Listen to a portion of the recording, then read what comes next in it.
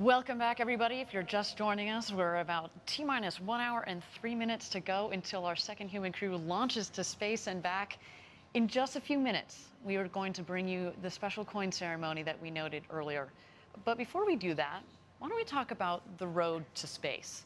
Today is all about New Shepard, but down in Florida, we're hard at work building our orbital rocket, New Glenn. This is the rocket that will pave the road to space. We took the first huge step with first human flight on New Shepard, and New Glenn is going to be the next huge step for Blue Origin. You have to put the infrastructure in place to give us a road to space where we could actually maintain a permanent presence in space. And New Glenn is the key to all of that. The scale from New Shepard to New Glenn is humongous. New Shepard is a single stage that gets you into suborbital. This takes you to orbital space. We are building a rocket and a launch site that can put more payload into space than anybody else. We're going to be launching, Blue Origin developed payloads, lunar landers, and human space flight. The scale of what's coming with New Glenn is just unbelievable. This is a huge vehicle. This thing's massive, and it's modern. It's reusable. It's new hardware that's going to be changing the game, and it's going to be the next generation of launch vehicle. We're in the space coast of Florida, where all the action is, where the history of human space flight started.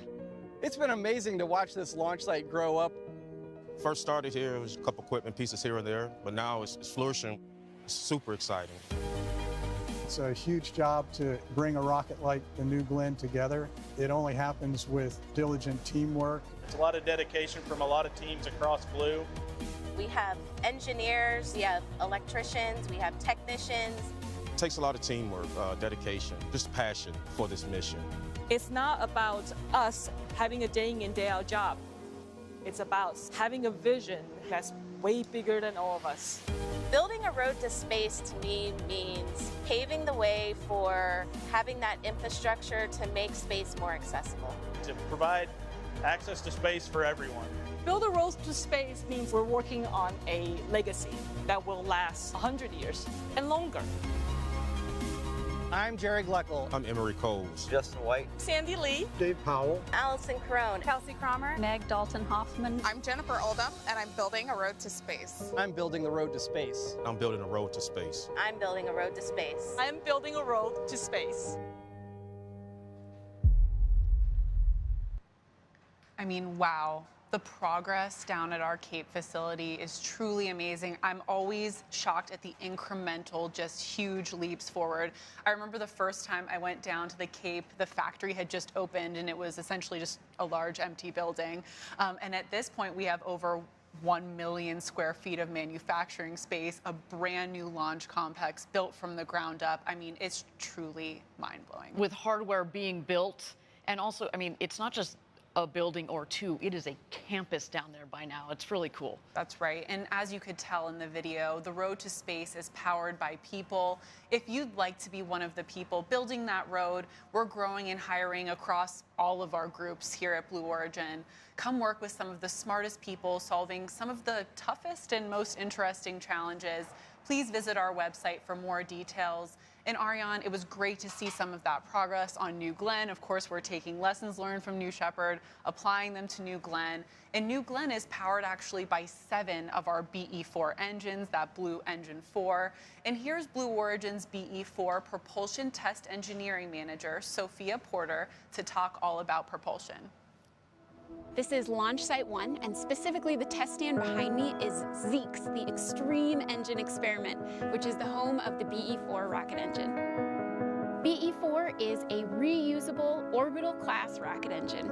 So we've really focused all of the design and development of BE-4 around reusability down to the smallest details. And here at Zeke's, we learn every day in development about the engine. We test it out to make sure that this engine is capable of delivering payloads to the precise orbits that our customers require.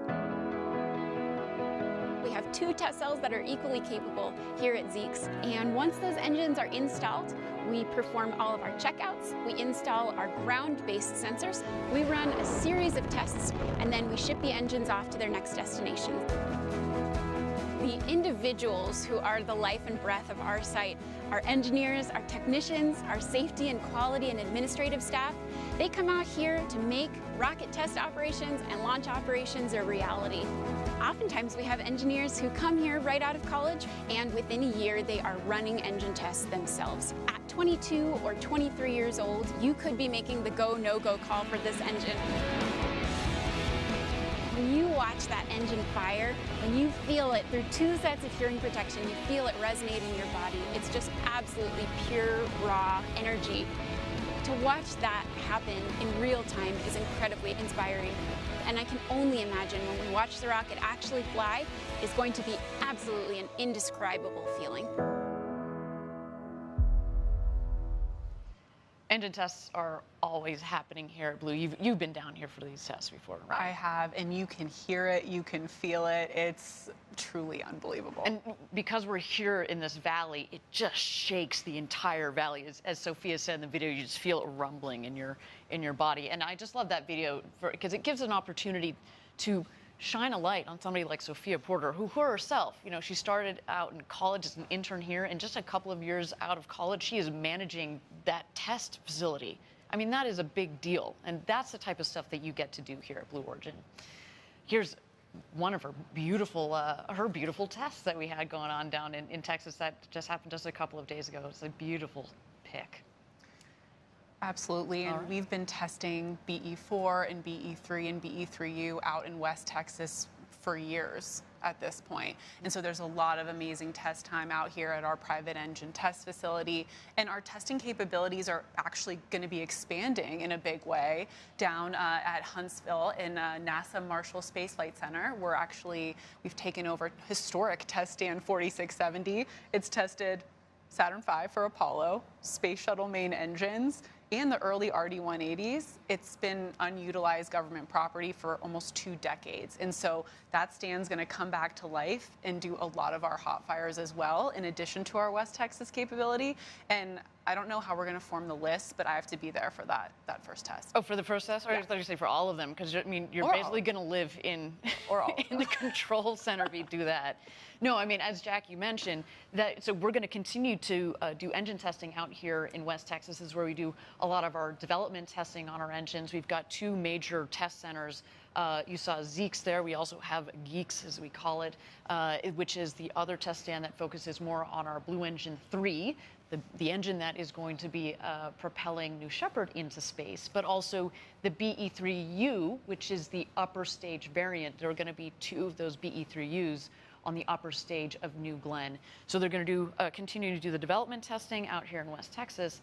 And what's the beauty of being able to use 4670 is basically we produce the rocket engines at our Huntsville facility and basically drive it down the road a couple of miles where we can do acceptance testing, as you mentioned before we ship them down to the Cape. So really exciting activity from our engines group that have been working so Absolutely. hard. And, you know, one of the other beauties of Huntsville is we're close to our customer, United Launch Alliance. 2 BE4 engines will be on their Vulcan. And so when we're hot firing out in Huntsville, we'll be able to ship them right up to Decatur, which is just a short drive. Just a short drive there. Yeah, so when we talk about designing rockets and making them operationally reusable, it's one thing to think about the operations, but there's also that same mentality and theme that is driven into the manufacturing element of it as well. So, I mean, it's you know, exciting things that we've got going on. All right, we are at T-minus 54 seconds to go.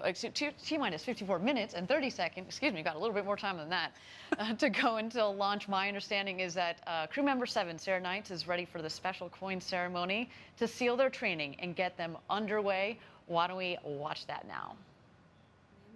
Who's going to tell us when we're... Oh, we're on. Okay, fantastic. All right, astronauts, I have one last special thing for you. This is a challenge coin that I have right here. Challenge coins have a long history, but classically they're awarded to show that you belong and that you've achieved something of particular interest, right? This is only awarded by crew member 7 to astronauts who have passed training and are just about to fly on New Shepard. All of you have passed. with beautiful colors over the last couple of days. And it's my very great honor to present this to you for your flight today.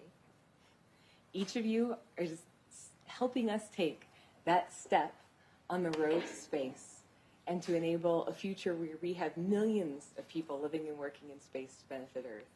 And you are one of these very few very first explorers and adventurers taking that path with us. So I am giving this to you today so you can put it in your flight suit pocket, take it with you on your historic journey as you go up. And with this, you are go for launch on New Shepard. All right? Congratulations, Chris. Thank you. Wow. Congratulations, Glenn. Thank you. Congratulations, Audrey. Can you read that, Glenn? Congratulations, Bill. Thank you. Maybe if you can hold it in the room. All right. Heads we go, tails we go. That's beautiful. You'll be known in history for taking a pioneering first step. Well, that was really special to super watch. touching. And incidentally, once that crew flies past the Kármán line, that internationally recognized line of space, they'll be recognized by the world as astronauts and will soon be receiving another special recognition item, their astronaut wings. So also flying to space with each one of those astronauts, in addition to the coin they're going to put in their flight suit, is a postcard from Blue Origin's Club for the Future. Each astronaut made their own postcard during training. Yeah, and you can see them here. That art is pretty impressive. I definitely couldn't do that good of a job. My artistry peaked at about age 7. So Stick figures are about my ability. There's also thousands of additional postcards flying in the capsule with our crew today. To date, we've flown and returned over 137,000 postcards to all of you out there who've participated. Keep sending them. We'll keep flying them. So while we're talking about Club, we wanted to give you an update on a few of the 19 nonprofits who received a $1 million grant from Club for the Future. In aggregate, these organizations are collectively impacting tens of millions of students each year. And it's not just sparking their imaginations, but it's materially impacting their education and ultimately their passions. And this is done through immersive curriculum, access to experts, and opportunities to fly payloads, like on New Shepard, and much more. Why don't we take a look at the latest from several Club for the Future partners?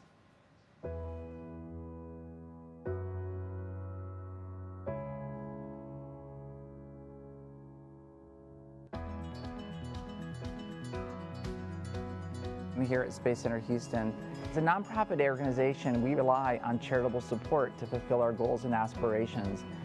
The grant from Club for the Future is going to enable us to involve tens of thousands of youth. To have this grant from Club for the Future will allow us to accelerate our efforts outside of aerospace, to create a broad membership of women in STEM so that the young women that we work with can see the wide variety of possible careers. We at AIAA have the goal of impacting 1 million students a year. Rayon is an example of exactly the kind of people we need for this industry. My name is Rayon Harris. I am 25 years old, and I am currently an aeronautical design engineer. My dreams, my passion was always airplanes. Joining an organization known as American Institute of Aeronautics and Astronautics, AIAA, the Diversity Scholar Program really accelerated my path to really pursue my passion. After I graduated from AIAA, I was definitely going to give back. So I was matched with Caleb a few months ago with the Mentor Match program. And so it's really awesome to be able to use the experience that you've learned yourself to really give back to them and also make their experience as easy as possible. Also get them as excited as possible because it is very exciting. Caleb is a 13-year-old engineering student at Georgia Tech helping us build our future. My name is Caleb Anderson, and I am a third year at Georgia Technical College, and I'm currently studying to be an aerospace engineer. I've really been interested in space in general, just like all my life. This is really cool. Yeah, man. I just want to thank Club of the Future for doing something like this. I think having so much money to be able to be donated to an organization like this is absolutely amazing. It can really turn the future of the aerospace in the right direction. I love hearing those inspirational stories from Club and their partner organizations. I mean, Rayon and Caleb in that video. Pretty impressive. Keep up the amazing work, you guys. Yeah, we're inadequate. Yeah, let's be honest. You guys are kicking butt. Keep it up. We can't wait to pass the torch on to you to continue on this road to space. Yes, and it's exciting to see Club for the Future growing and making a difference. It's also exciting to see these partner organizations making such great progress. Club is very much a collaborative effort. And let's highlight another key partner doing some incredible work with middle school students, Project Janos. Project Janos, you are go for launch.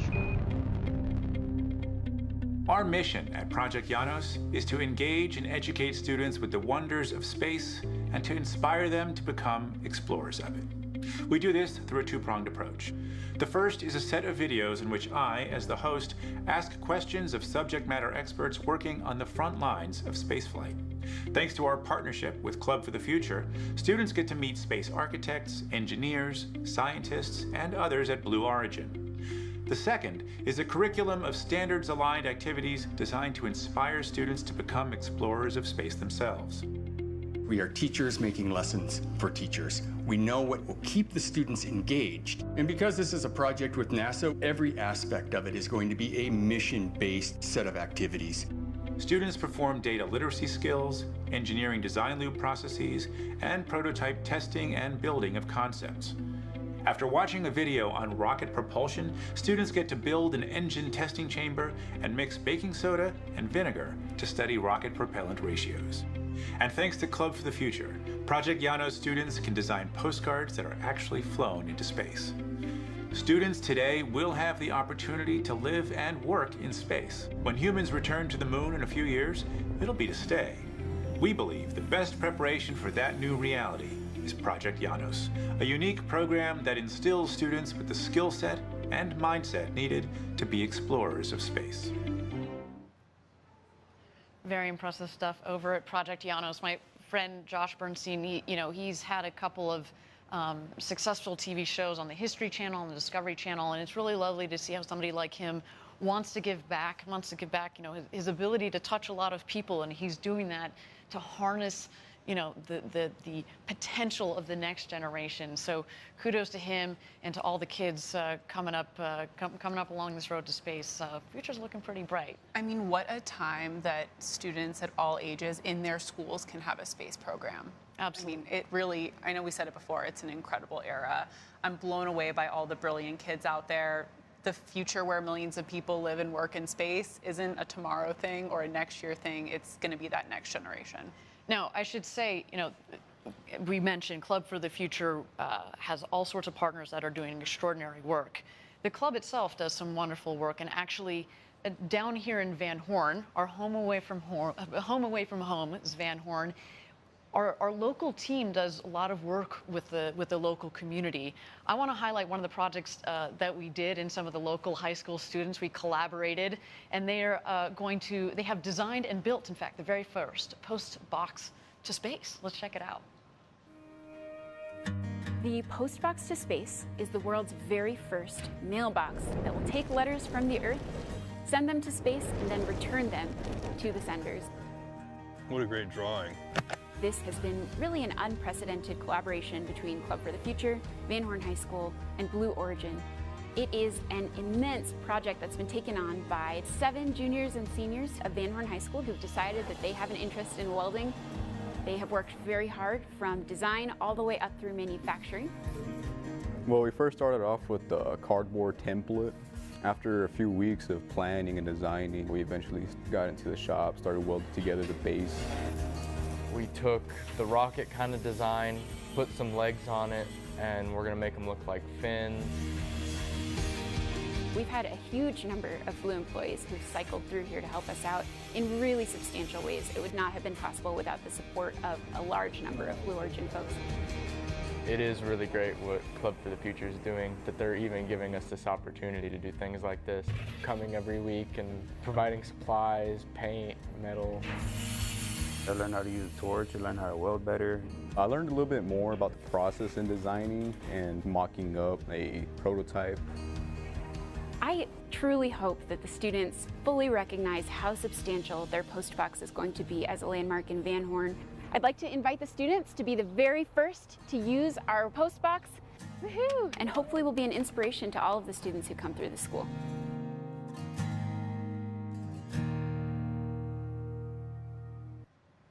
So great to see, again, the hard work that our team down here in West Texas does, not only on testing rocket engines and launching rockets, but also giving back to the community. So the relationship that we have is wonderful. It really, it is home away from home. It feels really nice. The people here are always very welcoming. You know, they see us walking around in our Blue Origin gear, give us high fives. It's a wonderful place to be.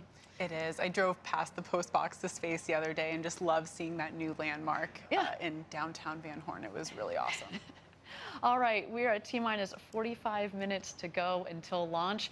We are on a brief hold here. We've said it before on webcast prior. We want to make sure that our teams are all aligned. I do understand that our astronauts have made it into the Rivians. There they are. And look who their chauffeur is. None other than Jeff Bezos, also in his flight suit. Jackie, this makes me a little bit concerned. You had a hypothesis that Jeff might just stay on the rocket. That's not the plan for today, just to be very clear. He's ready, though, if that opportunity arises. And he's, you know, again, from having flown just a couple of months ago on our first human flight, of course, with his brother Mark, with Wally Funk, national treasure, Wally Funk, as well as our first astronaut customer, Oliver Damon.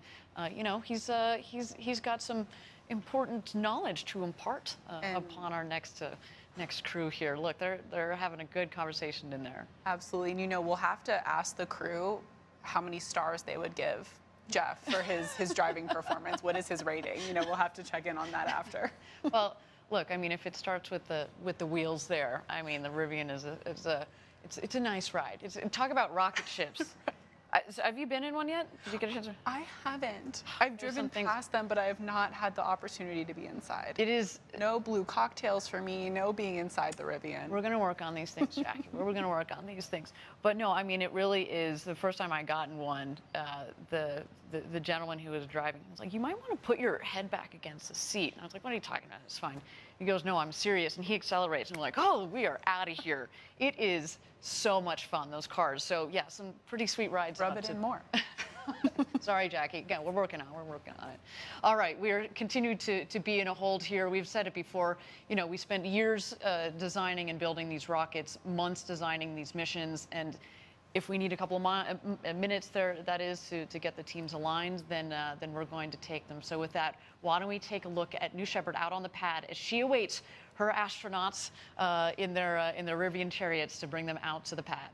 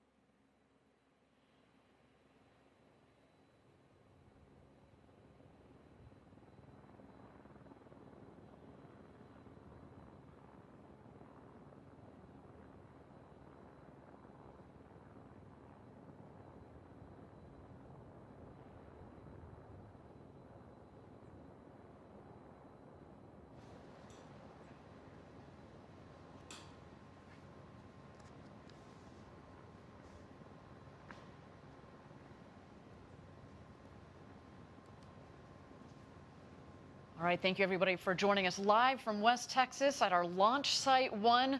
We're at T-minus 45 minutes and 1 second to go until launch.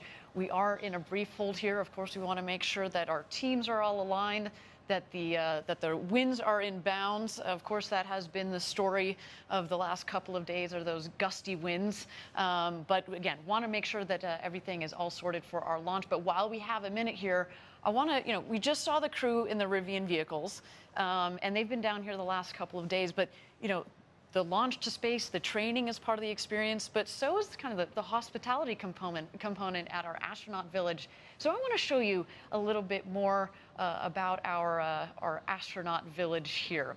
We've got, so the astronaut village itself is just about 10 minutes away from the launch site itself. You can see nestled in the beautiful valley of West Texas. It's built around that fire pit, but each astronaut gets this pretty luxe airstream. It's kitted out on the inside very, very nicely. And our hospitality team, they've got decades of experience, and they really make you feel like you are, like you are part of an adventure. I can say I had the good opportunity of being able to experience this just a couple of months ago as I got to go through my training, and it really rounds it out. And when we built the astronaut village and the hospitality component of this, we wanted to build something that really felt part of this Texas environment. It's not something big and elaborate. It's something that is part of the environment. But of course, at the same time, we want you to feel comfortable. So we brought in a wonderful catering staff. There's nothing like going to space. So you're talking about champagne showers after the launch, But the food and beverage is very nice. There's nothing like a glass of champagne around the campfire. Absolutely, and as you can see, everything is very designed so that the crew can get to know each other and relax and have that comfort as they prepare for their flight to space. There's Ariane right there. With Audrey Powers, who's also going out to fly. The bonding, I think that's a really important point that you bring up, Jackie, is the bonding component. I was chatting with Chris Bosshausen, who actually is a good friend of mine, and he was saying one of the things that he's really loved so far about this experience is he really feels so close now, and they haven't even gone to space yet, but so close to Audrey and to Glenn and to Bill through this experience. And again, we have thought about it in a holistic kind of way. So, to all of you that are out there watching, if you want to experience this, the flight to space, the hospitality, the bonding, it is really cool. We encourage you to go to blueorigin.com, click on the link there, fly to space, and let us know, and we'll reach out to you after the flight. Okay, we're at T-minus 45 minutes to go. We continue to be in a hold here while we've got some more time. Why don't we throw it back to the rocket?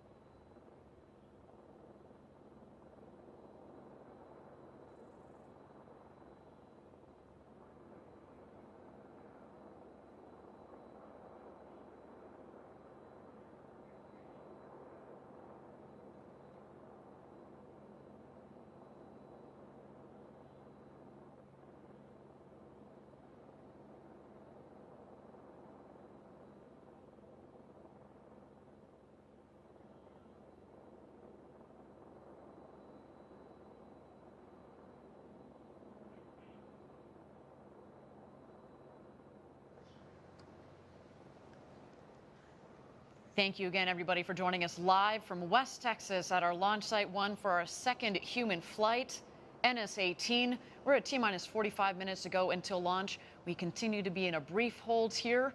Well, if you got some time, let's continue to watch our beautiful New Shepard rocket as she awaits her astronauts.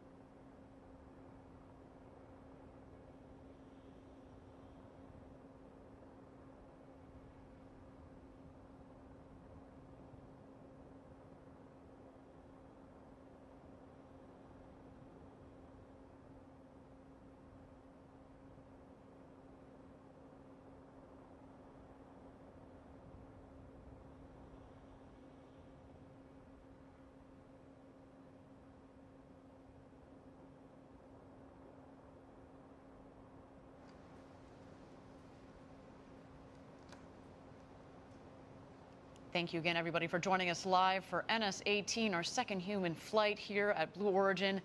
Our team is working on the vehicle readiness. We've got a couple of items that we're ticking off here. This is normal in rocket launch land, so why don't we continue to check out New Shepard as she readies for her flight to space and back today.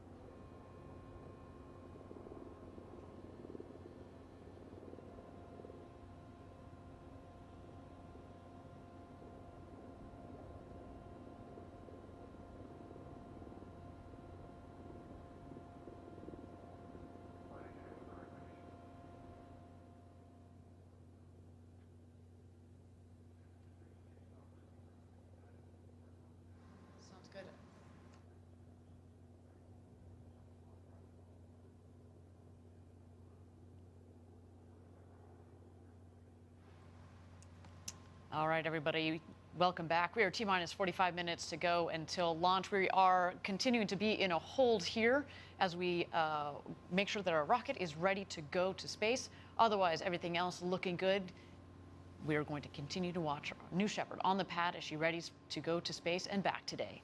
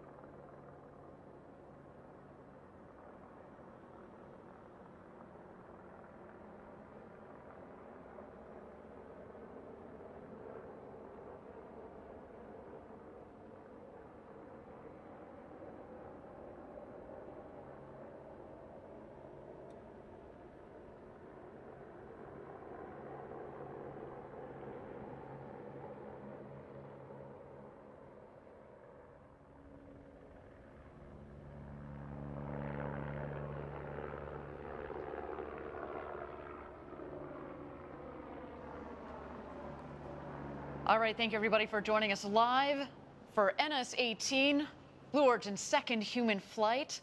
We are at T-minus 44 minutes and 27 seconds to go. Thank you so much for your patience as our team worked to make sure that our vehicle is ready for flight, and it looks like everything is all set and sorted. And my understanding is, you know what?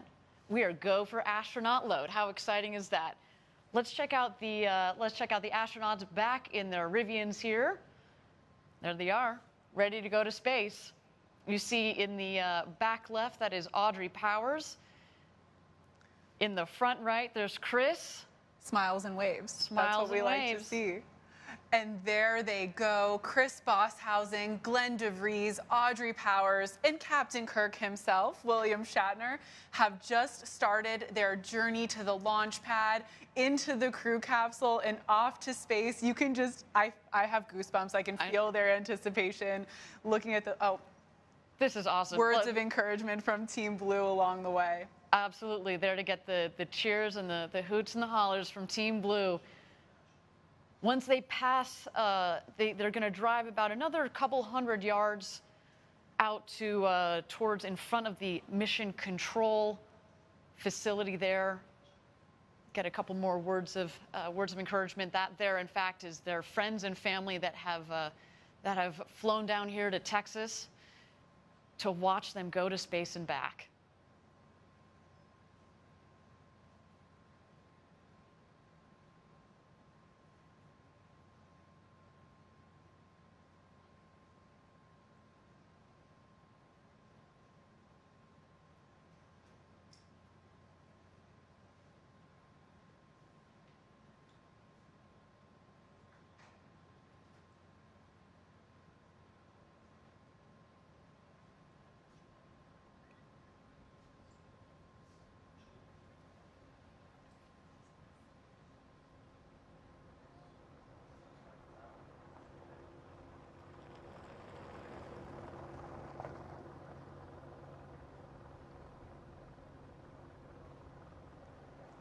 And here they come. They are approaching our Mission Control Center.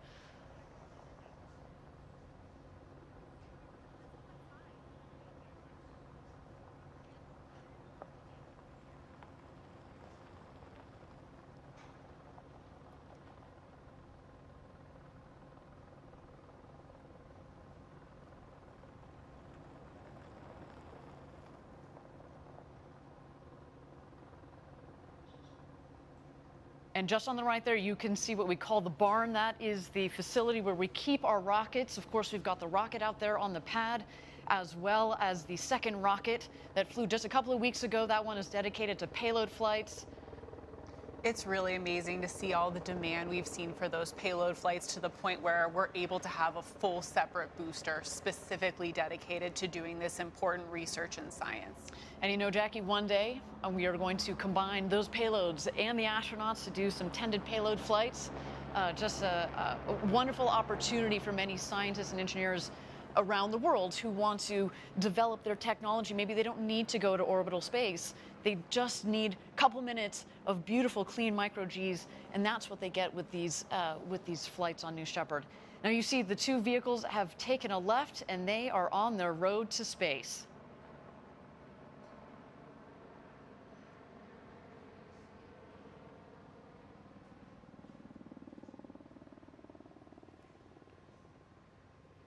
Jackie, I can tell you from having done the astronaut training just a couple of months ago, so I got to do everything minus get inside of a rocket that was up on the launch tower. But we did all of this because we had to coordinate it, of course. And the drive out there, there's this interesting mix of adrenaline, because you're basically harnessing and containing your own adrenaline, and you're trying to kind of level it out. But it's also very peaceful, right? It is this 2-mile road that goes out to the launch pad, out to the rocket, and you're there with your thoughts. You know, these 4 astronauts have been thinking about going to space for a long, long time, and this moment is here. I have to know what was on the playlist when you drove down the road to space. I know that mine would have an excessive amount of Pitbull. I don't know if that's a little too hype for this experience, but hopefully they're listening to some Rocket Man or something. Yeah, exactly. Rocket Man was definitely on the playlist as we head out there. Now, Jackie, once they head out the road to space, there is the ring road that goes around the launch pad. They are going to go to the north end of the ring road, and they're going to stop and take a photo, take a couple of beautiful photos right before they get back in the Rivians, head back to the base of the launch tower, where they will ascend the tower and stop in the safety shelter first. Yeah, and you can see a good view of that safety shelter right now. That's that white box on top of the launch tower.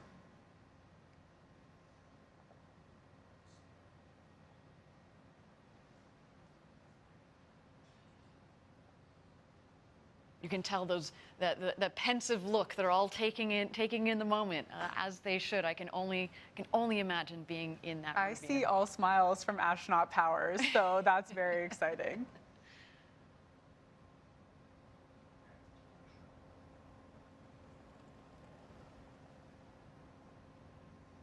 Have a good view of that ring road now, which is that circular ring surrounding the launch pad, as Ariane mentioned. There you go. They're checking it out. Now, from the training to cruising in your Rivians to the launch to the landing, this really is a once-in-a-lifetime opportunity. If you guys are watching out there and you want to be one of those astronauts on the way to space, really encourage you, visit BlueOrigin.com and click on Fly to Space. We'd love to see you on that rocket. And let's be honest, frankly, we'd love to be on that rocket with you. If you could put in your note that you specifically want to fly with Jackie and Ariane, maybe we'll see what can be done there.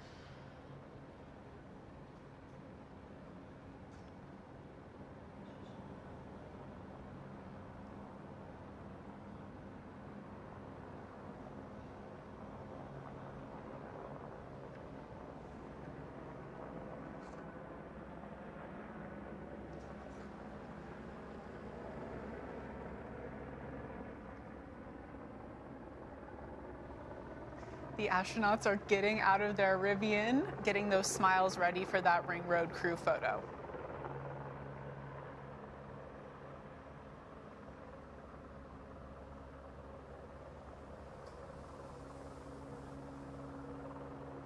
And Ariane, like you've mentioned multiple times, New Shepard is alive at this point. That booster is just waiting for its crew and it's ready to go.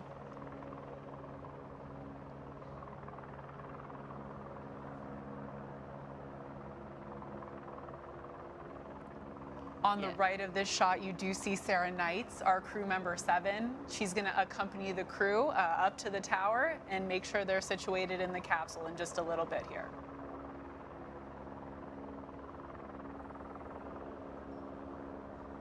That is a good-looking crew.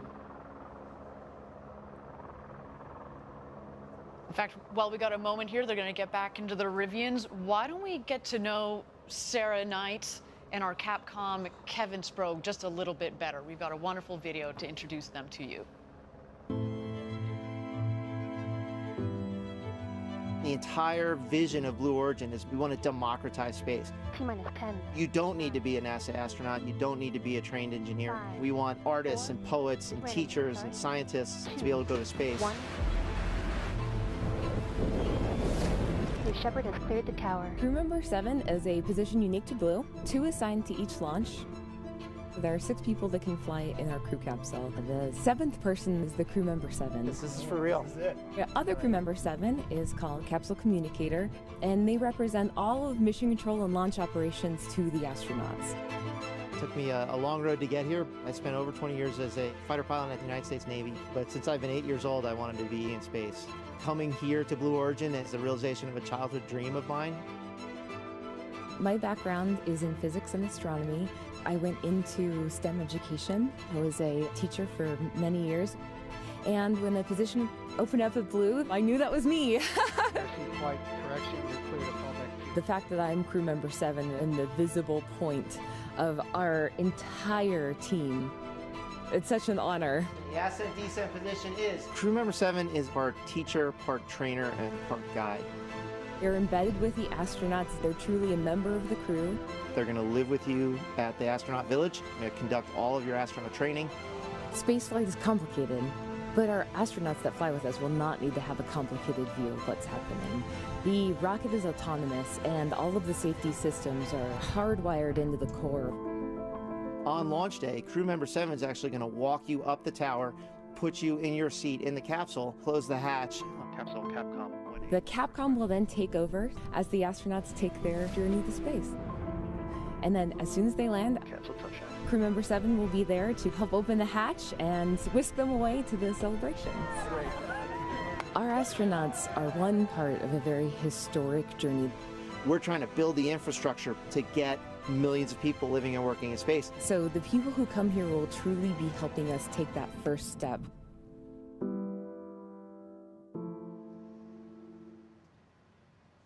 They are in wonderful hands with Kevin and Sarah. You can say that again. I mean, you know, with Kevin's military background, that discipline, the rigor. You've got Sarah with her academic background.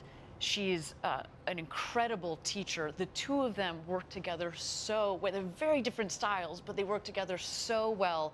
I can't imagine a better team to be guiding our astronauts through this entire experience.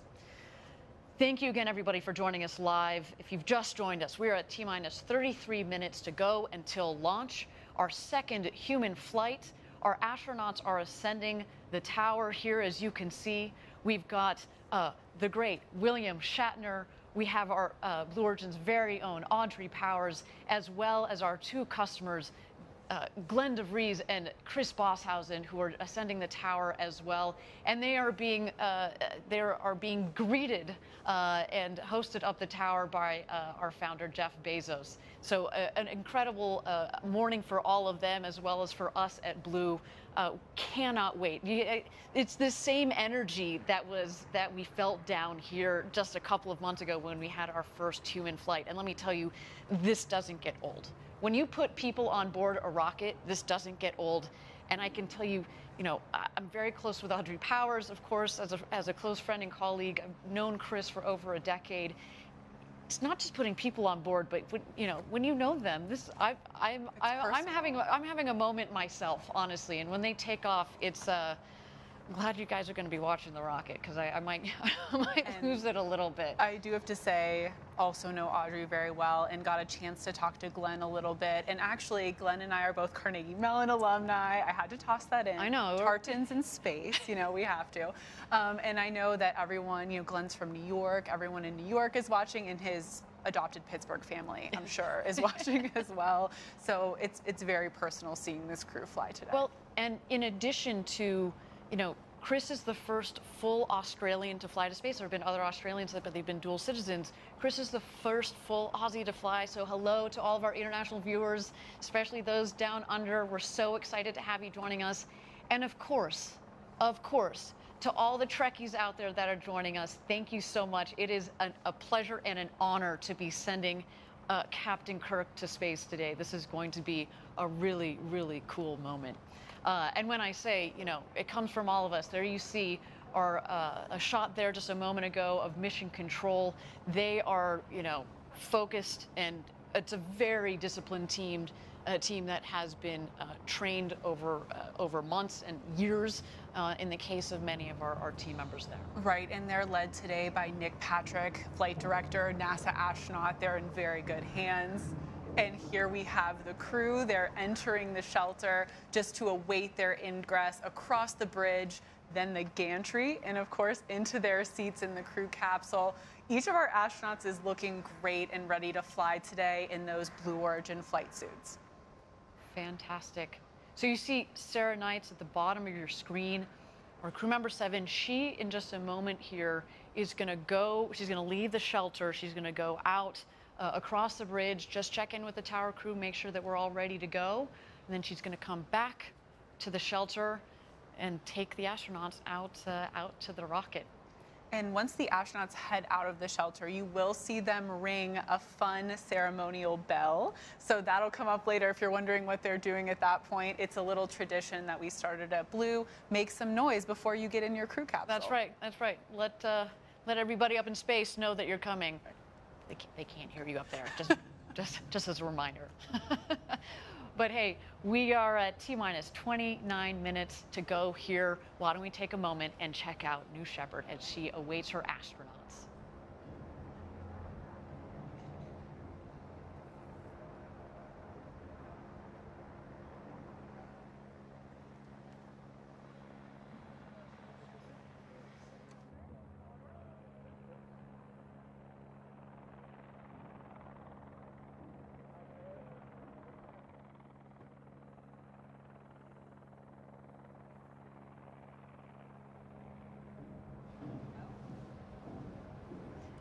And here they go.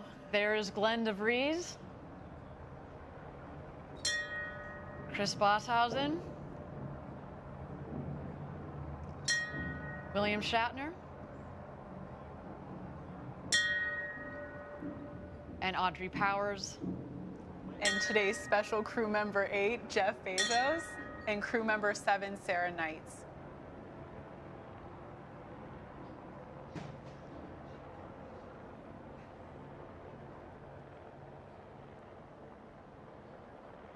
There we have our awesome tower crew ready to welcome them. There you see Audrey giving some hugs to the tower crew. She is, of course, our vice president of mission ops for New Shepard, so of course she knows the whole team very intimately. A lot of the team today are launching their boss to space. First Jeff, now Audrey.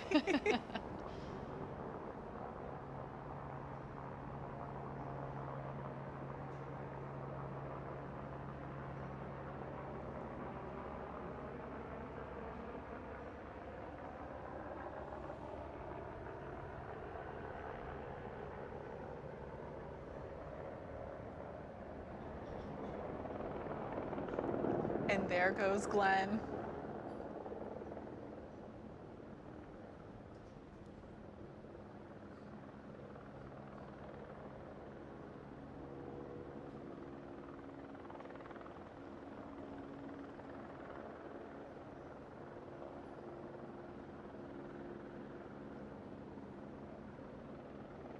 Into the hatch he goes. All of this is very carefully coordinated. You practice this many times during the rehearsal.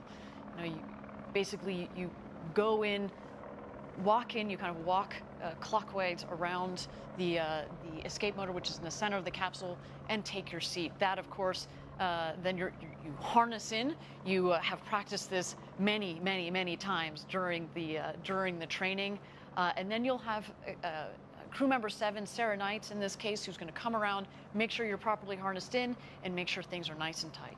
Yeah, and Ariane, I know you've mentioned to me before, you board from the highest seat number first, and then the seat number 1 is the last to board, which is, of course, Audrey Powers today.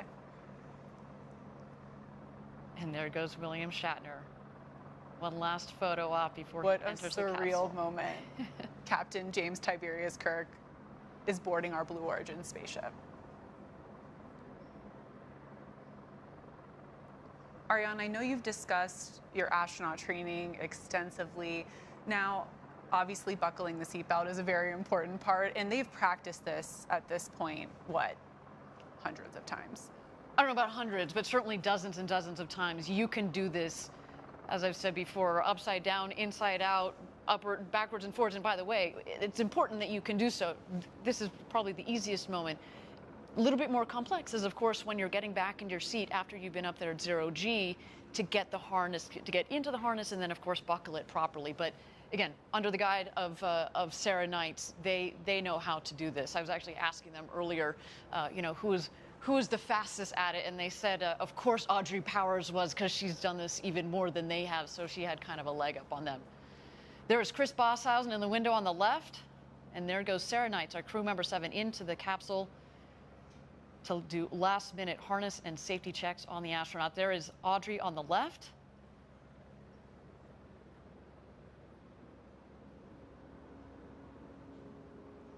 Once crew member 7 is, of course, comfortable, that all of our astronauts look at their smiling faces from those big, beautiful windows. Once Sarah makes sure all of our astronauts are ready to fly today and they close that hatch, of course, we'll turn it over at that point to crew member 7's other half, Kevin Sprague, who'll be the voice from above, the capsule communicator.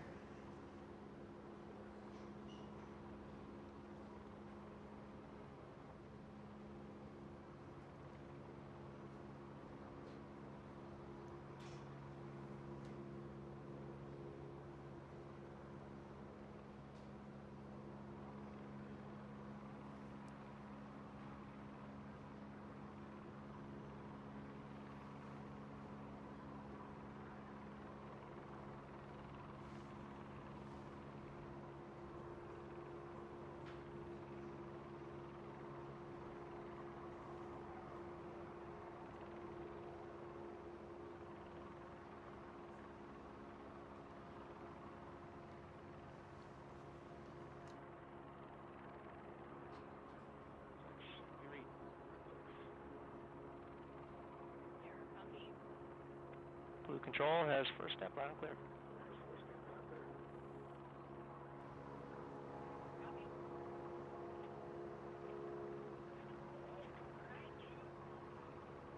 And there you heard some initial communications between Capcom and the capsule. There goes Sarah Knights, making sure the harness is nice and tight. We see just in the corner there, the hands of Glenn DeVries. Quick thumbs up. 2 big thumbs ups, yes. I had the chance to chat with him just a little bit the other night, and it was wonderful. I said, you know, Glenn, what do you think you're going to think about once you're harnessed in? And he said, as much as I've been dreaming about going to space since I was a little kid, until you were up on top of that rocket, harnessed in, he's like, there's only so much mental preview of it that you can actually get. He said, he almost just pulled a blank. He said, I don't know, but I cannot wait for that moment. Glenn, that moment has arrived. You and your 3 co-crewmates are about to go to space and back. I hope you are taking every mental note there is.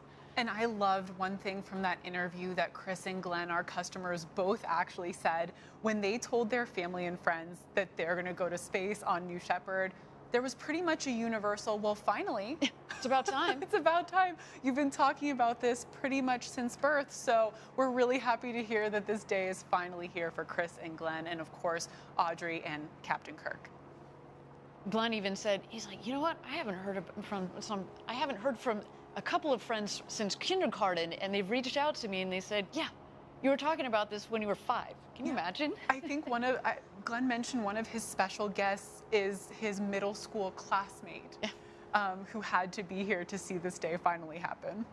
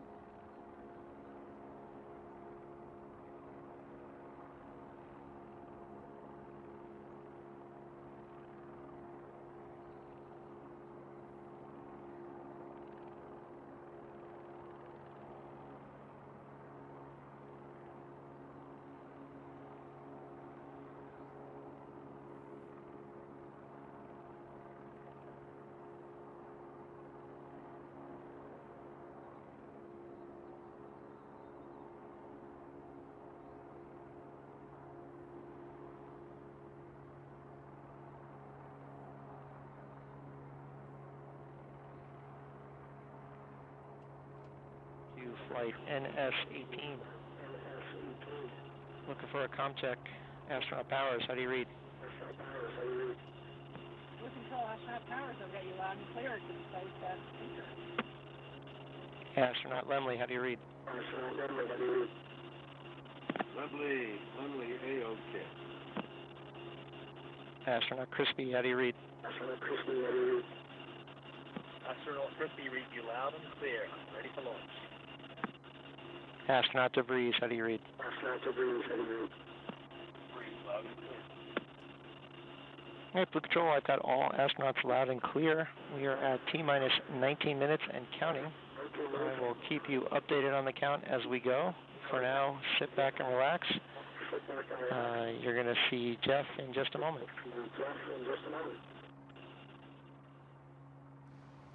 And there they are. You got it there. The welcome from Capcom, Kevin Sprague. All 4 astronauts in their seats, clear communications. You heard Astronaut Powers, Astronaut Lemley. That is the call sign for William Shatner, Captain Kirk there, a reference to his children, to his family. Then, of course, Astronaut Crispy. He also is a DJ on the side, DJ Crispy. And then, of course, our other customer, Astronaut DeVries, Glenn DeVries, in the final seat there. All look all sorted and ready to go to space. Again, if you're joining us live, we're at T-minus 18 minutes to go until launch, our second human flight of New Shepard. Just another extraordinary day for obviously our customers, for our astronauts, but for Blue Origin. Thank you all for joining us from around the world for this event. We've got a couple more minutes to go. Why don't we toss it back to the rocket and check out New Shepard as she continues to be ready for launch this morning.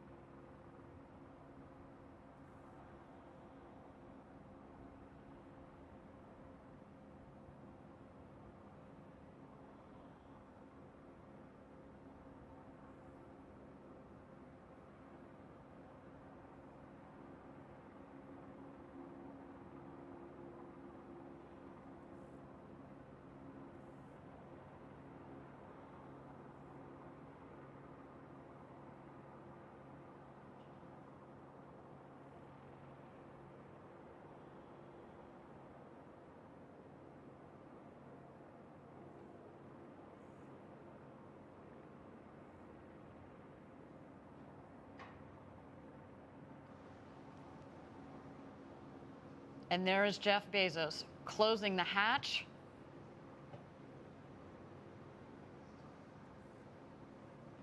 Jeff, of course, now an experienced space traveler himself. I'm sure he imparted some wise words for our astronauts. Of course, he and his co-astronauts on his first flight had a ball up in space, and maybe he gave them a couple of tips on how to toss the Skittles just right. It's all in the wrist. It's all in the wrist. I'm still surprised he got out of the RSS first step. Yes, yes, it's true. We do indeed only have 4 astronauts in there today. I know he had such a good time. That was a question, but no. So there you see him crossing the bridge. Our tower crew doing some final checks on the capsule. The capsule hatch actually has a redundant system in it, so it is closed. They're going to do a pressure test, make sure the seals are all working correctly. And this vehicle, what's really nice about it, obviously they've got their sweet flight suits, right? Because you got to feel like an astronaut when you go up into space.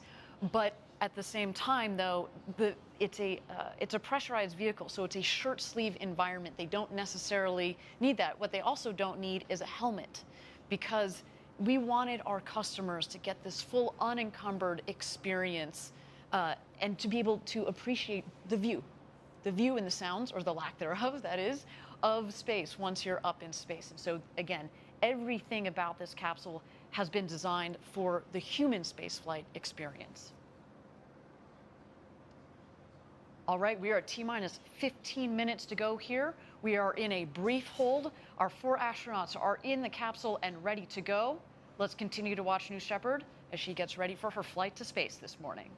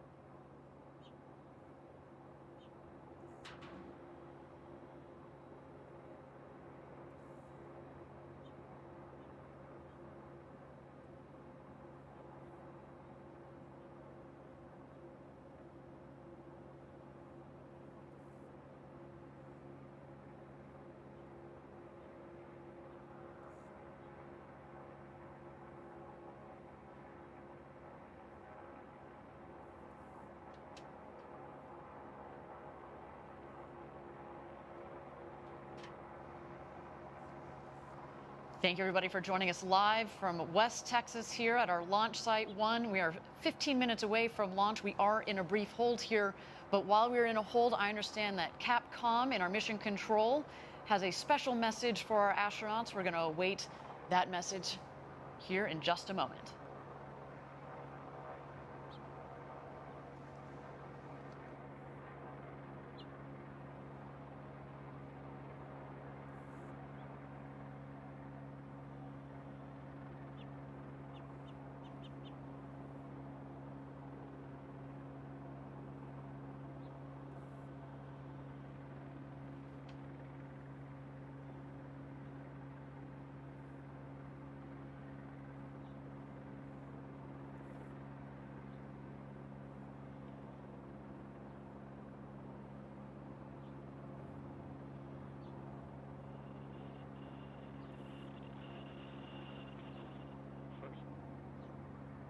I've got a surprise for you today. We asked our NS-18 crew to send messages to you before your flight. So I'm going to read those to you right now. New Shepard astronaut Oliver Damon says, "Dear NS-18 travelers, you have probably been playing this moment over and over in thoughts and also quite often in real life in the case of Mr. Shatner. But now the moment is there, the moment you're really going to space, and I can assure you that it will be better than your best imagination. No day passes by that we don't look back on this journey without having a smile from ear to ear. Have a safe flight and enjoy. Greetings from your youngest predecessor, Oliver Damon." Oliver Damon, from the last flight. Oh. You got the kid? The young guy, Astronaut, New Shepard astronaut Wally Funk says, "I hope this flight will be the most fantastic experience of your life as it was mine. Take time to enjoy every aspect of this journey, from liftoff to touchdown. Jeff has done a magnificent job of ensuring the smoothest, most memorable ride, and Kevin and Sarah are top-notch instructors. Becoming part of the Blue Origin family is an honor like none other I have received. Together, let's cross new boundaries and set new records. I will be watching your liftoff with great enthusiasm and sending my best wishes. Godspeed, Audrey, Bill, Glenn, and Chris. Much love, Wally.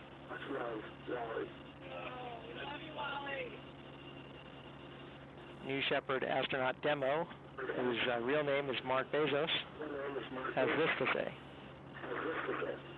You lucky bastards. It was only 10 weeks ago that I was sitting where you are, watching the countdown clock, full of anticipation and excitement. Eager to feel the rumble of liftoff and the majesty of weightlessness. The depth of my desire to fly again is hard to express, so allow me to quote from the classic of the great American songbook, Mr. Spaceman, with lyrics by William Shatner. Hey, Mr. Spaceman, won't you please take me along? I won't do anything wrong. Hey, Mr. Spaceman, won't you please take me along for a ride?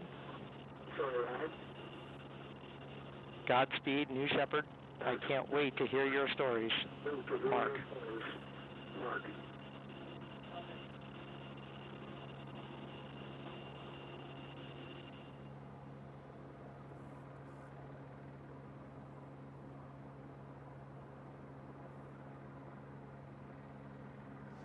What an absolutely special moment from today's second human flight crew, hearing from our first human flight crew, those words of encouragement from Oliver, Wally, and Mark Bezos, the crew before, this amazing community of Blue Origin astronauts. And I loved that part in one of the notes where they said, look, when you go on one of these flights, you become part of the Blue Origin team and really the Blue Origin family.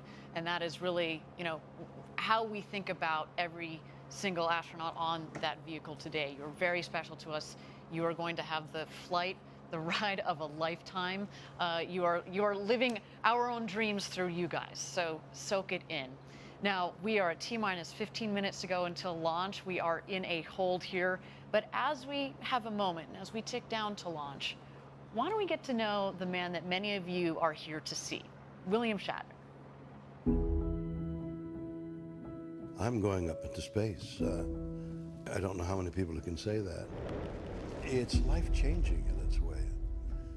Not because of the aerial adventure, but because of the people I'm meeting and talking with. I'm glad to be here. Jeff Bezos' concept to make living and building in space and to make pollution a thing of the past. I mean, what noble ambitions those are, and somebody has to start it. Lines upright. Yep. We're just at the beginning, but how miraculous that beginning is, and how extraordinary it is to be part of that beginning. There is this mystique of being in space and that much closer to the stars and being weightless. I shall be entranced by the view of space.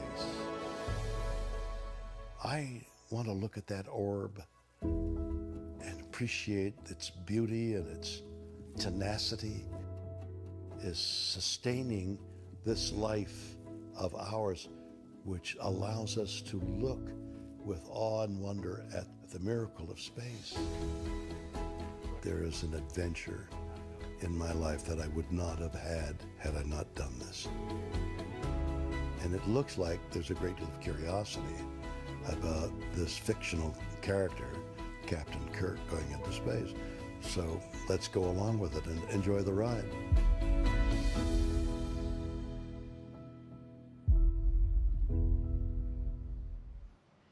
It turns out William Shatner is everything you'd hope for and more. We are just so honored to be able to have the opportunity to send this man to space at the age of 90, no less. Remarkable. He will become the oldest person to have ever flown in space. And I know, Jackie, somewhere out there, Leonard Nimoy is smiling.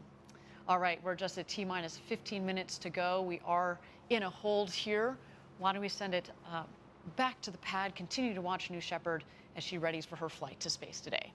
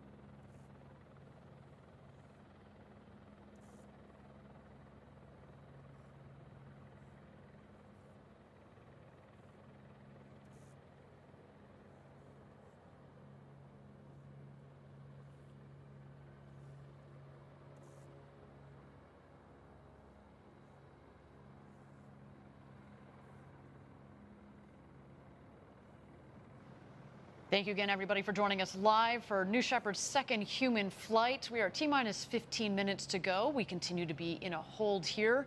But as you can see there, the tower crew has descended the stairs of the tower. They have gotten back in their vehicles, and they are headed back to mission control. That indeed is a wonderful sign that we looked forward towards this launch this morning. The weather looks good, as you can see here. We are continuing to make sure that the rest of our teams are aligned, though. And again, if we need to take a couple of minutes as we prepare for this rocket launch, that is quite all right. We have talked about it extensively, Jackie, at the beginning of this show. Safety is number one. We want to make sure that everybody in that mission control, as well as on top of that rocket, is ready for flight today. And with that, everybody, we have cleared the hold.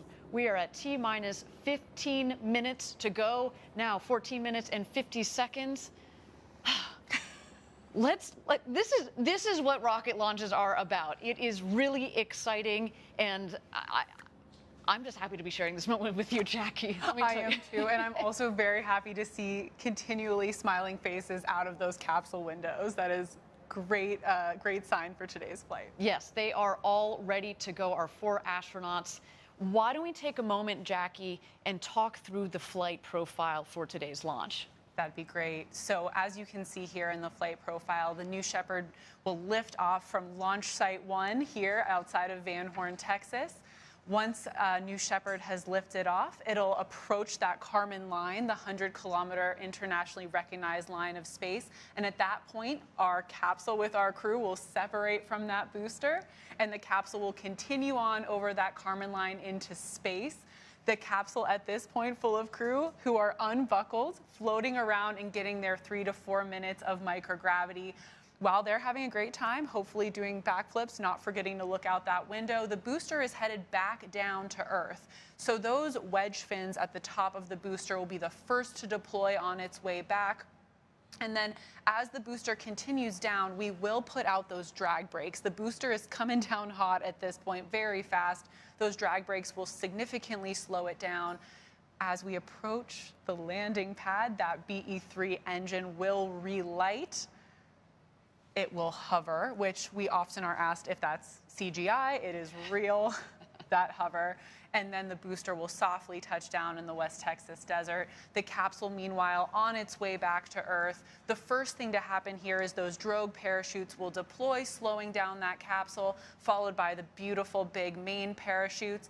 And then just before that soft touchdown, we do fire some retro thrusters. They do kick up a bit of dirt out in West Texas, but that does ensure a very soft touchdown of about 1 to 2 miles per hour for our crew out there. It really is a soft landing back down here in the West Texas desert.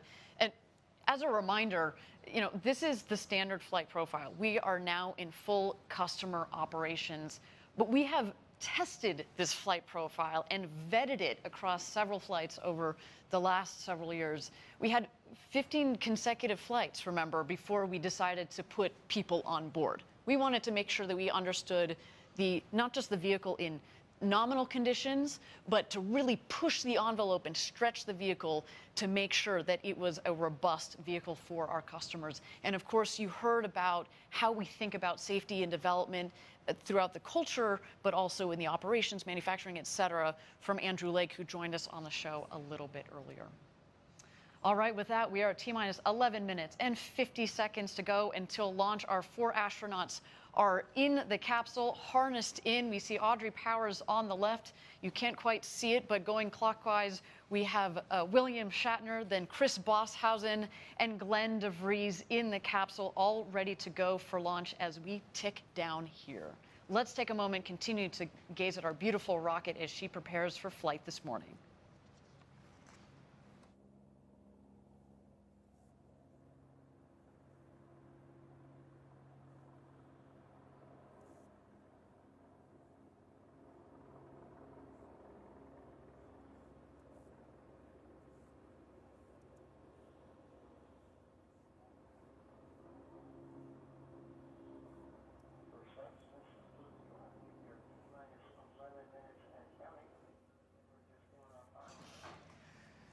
Here we are at just about T-minus 10 minutes until launch with our astronauts and especially our customers, Glenn and Chris, on board. There's really no way to fully understand how they're feeling in this moment without being on there. But we do know someone who has experienced this and can share a little bit about that. Our first customer, Oliver Damon, 18 years old, the youngest person ever to go to space. Let's hear it from him. There was not a single moment in life that I thought I would be the youngest astronaut ever. And to have been given this chance by Blue is so amazing. To meet the other astronauts and see everything is so cool. We'd like to run this one through at full speed. We're going up in that tomorrow. Yeah. Yes, we are. I think there was not a single nerve in my body that was like afraid. I think it's because of the track record of Blue.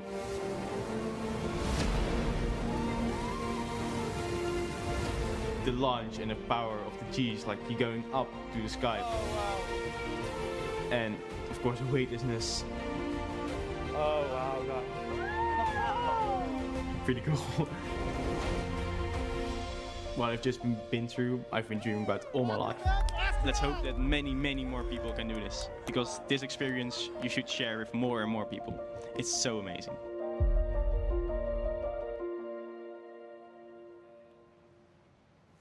Oliver's perspective for someone so young is just amazing. I'm so encouraged by this next generation. I actually did like the part where he said he's been waiting for this his whole life. He's substantially younger than me, so I'm still a little bit jealous of Oliver. We're at T-minus 9 minutes until our second human launch, awaiting the go, no-go poll. Channel 1 and UHF for the go poll for terminal count and launch. Capsule. Go. Booster. Go. Ground. Go. Safety. Go. Capcom. Go. Engineering. Go. This is the flight director on Channel 1 and UHF voice. Booster commence the terminal count. Copy flight. I guess that's it, huh? We're going. Yeah, As you heard it, we are go for launch, go for second human flight. I am so excited for this crew. Now, earlier this week, I sat with them to discuss rockets and space and the future. Let's get to know our crew a little bit better. All right, guys, you're just a couple of days at this point from going to space. Anybody excited? Yes. A little bit. Something, just a little bit? You are. I am excited for you guys. I'm Glenn and Chris in particular. You have bought these tickets to go to space. Why?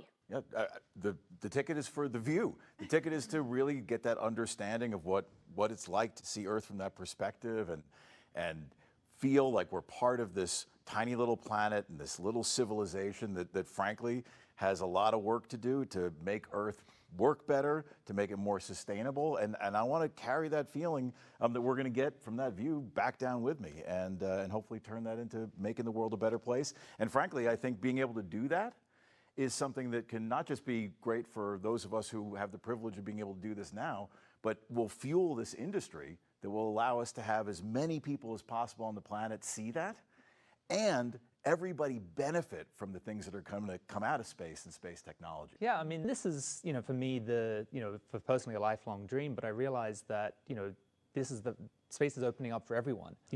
This is the beginning of a new era, right? The first 60 years of space exploration were the domain of governments. You had to be a space superpower to send highly trained astronauts into space.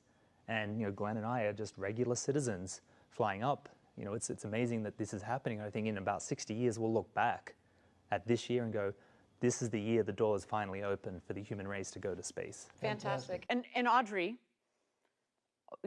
we both have talked about going to space for such a long time. What do you want to do with this experience? Well, to inspire I others? can't wait to get back to everybody at Blue and have them pepper me with questions. The folks who have designed this vehicle and tested this vehicle and just haven't asked me everything they want to know about what it's like when you're up there. And my nieces are coming to watch this, and they're teenagers, young kids now, and they're just absolutely mesmerized by this kind of stuff. My friends' kids are all, their Girl Scout troops are calling, and so I can't wait to talk to all them. Fabulous. And Bill, we'll end with you. You have inspired so many for so many generations. For For the kids and the young people that are going to be watching this launch and who might want to be space explorers one day, do you have any words for them? Well, seriously, the truth of the matter is this whole Blue Origin thing is based on the idea of building industry above the Earth and taking that pollution out of this planet, out of the immediate planet, and putting it up there. That's got to be the future of the Earth, and the Earth is dependent on that and the youth. So the two work hand in hand, and so it's very important that the young people of today know that that up there is the future, and to work towards that for the improvement of the Earth. Fabulous. Well, thank you all for coming on this journey with us as Blue Origin, but thank you for inspiring others, and also as we go forward coming out of this, continuing this inspiration. So thanks, guys. Good luck. Godspeed. Wow, well, some great perspectives from a crew that's clearly more than ready to fly to space today. Well, we are just under T-minus 5 minutes until liftoff, so things are getting real. Things are getting really real. And what I really loved about that video is this crew gets it, right? Every single person on that rocket gets it, how important going to space is, of course, for the ability to have that incredible view and the incredible experience of being in zero G, but also to inspire others and understanding what the road to space is about and why we're trying to ultimately have millions of people living and working in space to make life better back here on Earth. And a big thing they all talked about that is truly so special is, you know, everyone wants to know how those 3 minutes were in space, but they're excited about what comes after, you know, and I think that's just something really, really special about this crew. Their focus on, like you said, inspiring others after this flight, long after this flight is over. Exactly. All right, so again, T-minus 3 minutes and 50 seconds to go until launch. What's coming up shortly here? So at T-minus 2 minutes, we send the show over to New Shepard. She's a fully autonomous vehicle, which means that from T-minus 2 minutes through launch up to apogee and back down to landing, the rocket is in control of itself. Of course, we have an incredible team in our Mission Control Center that have their eyes glued on their screens to make sure that everything is going well and is within bounds. But we built the rocket to be autonomous for safety. Again, we think that while we've got some pretty smart people in that mission control, the rocket is in fact quicker and faster at controlling itself. So what we're going to see here shortly, the rocket is going to go through what we call the bit checks, the built-in tests. At the base of the rocket, you see 3 of the 4 fins down there. Those are the aft fins. Those are going to move back and forth. We want to make sure that they've got full freedom of movement. Also, what you're going to see at the base of the rocket, you can kind of see, it's a little hard in this image, you're going to see the engine nozzle gimbal. The engine moves back and forth. It also helps with the directional capability of the rocket on ascent, but also especially on descent as it comes in to land on the landing pad just 2 miles north of where it's taken off from. And then, of course, you've seen throughout the morning the rocket venting. It's full of propellant at this point, but we want to make sure that we keep the propellant tanks within bounds, of course, of pressure and temperature. This morning, a little bit easier to do that versus our last flight, which was in the middle of July. It was warmer. It's actually a nice balmy morning here down in West Texas. But again, we've got our team who have their eyes on their computer screens, making sure that everything is within bounds. And there goes the gantry retracting at T-minus 2 minutes. Let's listen in.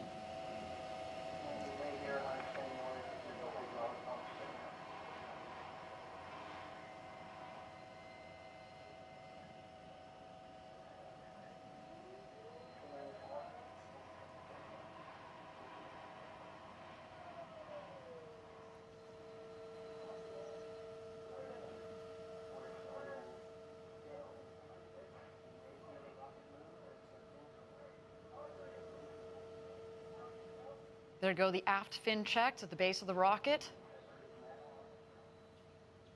Our astronauts can feel that. They are sitting at the top of a 60-foot rocket, about 20 meters tall.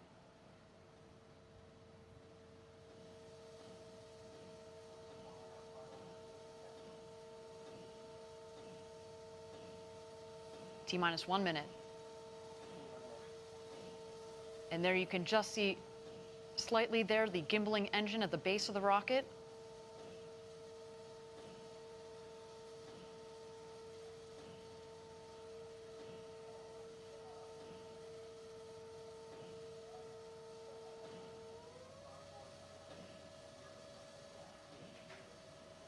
All right, everybody. Chris Bosshausen, Glenn DeVries, Audrey Powers, and William Shatner are about to go where very few humans have gone before. Ladies and gentlemen, it's time to launch this rocket. Godspeed, New Shepard.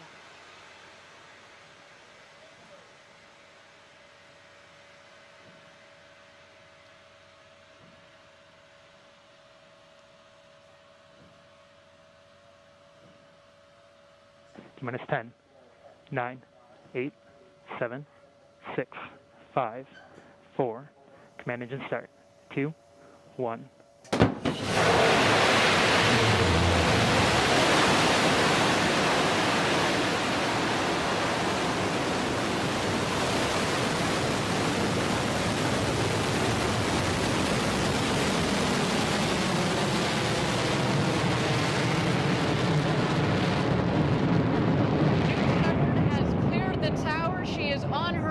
With the second human spaceflight crew. What a launch. We are on our way to Max Q, the first milestone here on its flight to space.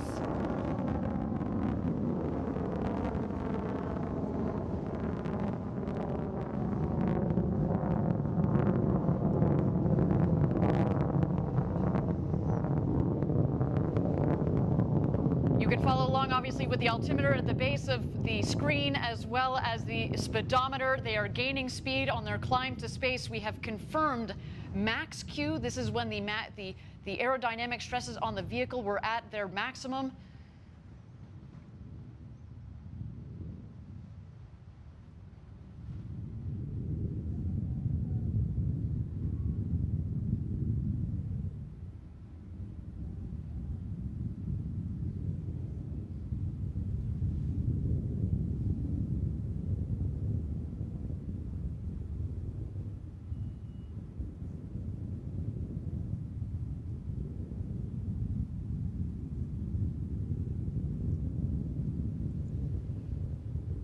Thank you again, everybody, for joining us live for New Shepard's second human flight with Audrey Powers, William Shatner, our customers Glenn DeVries and Chris Bosshausen on board. They are well on their way to space. So far, a nominal flight, a clean burn on our Blue Engine 3. New Shepard giving them a beautiful flight to space this morning. The rocket is climbing towards an altitude. We're aiming just over the Kármán line, the internationally recognized line of space of 100 kilometers. That is about 328,000 feet. And a gorgeous view down the rocket. And now we've had main engine cut off. The BE-3 engine has shut off. And in just a moment, we're going to separate the capsule from the booster. And at that point, our astronauts will have the opportunity to get out of their harnesses and enjoy the beauties of zero G. Let's wait to listen.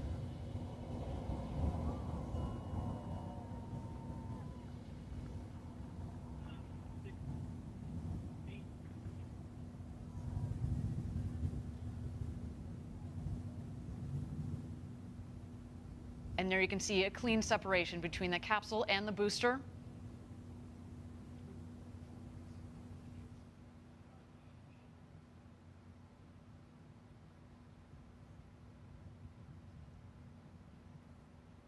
And there you can see the capsule from the top of the booster. They are continuing their ascent over the Kármán line. You'll know when they hit apogee, when the speed hits 0. And there they are, over 328,000 feet, over 100 kilometers. Welcome to space. The newest astronauts on board our crew capsule.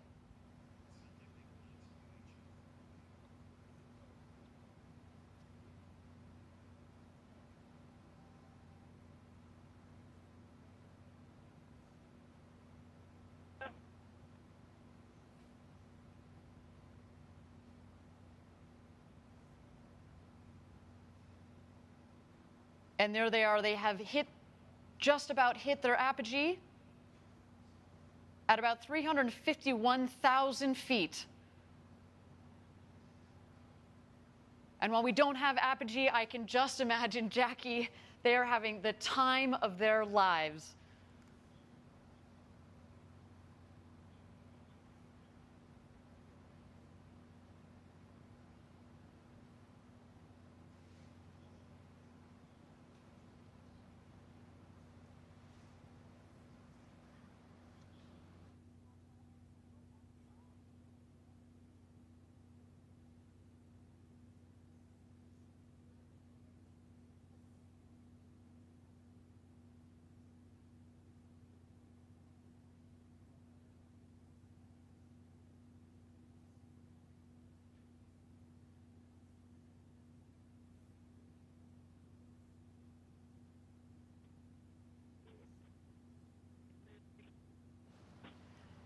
Thank you again, everybody, for joining us live from West Texas. So far, a nominal flight for our second human crew.